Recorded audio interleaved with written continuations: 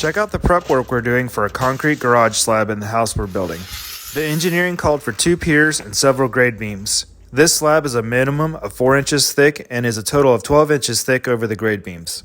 Because there's no steps between the garage floor and the subfloor of the house, we used pressure-treated plywood and covered it with a waterproofing membrane to protect the wood. The engineering also called for 90-degree rebars every 4 foot on center around the perimeter. 6 mil poly keeps any moisture from coming up underneath the slab. The engineering called for number 4 half-inch rebar in both the grade beams and in the slab.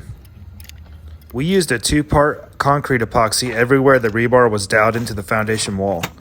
Here you can see the grade beam rebar installed. I used a tape measure and spray paint to mark off the rebar mat layout. We drilled holes in the forms of the garage doors so that some of the rebar would run out for a future concrete apron. So let me know in the comments, do you think this concrete will crack?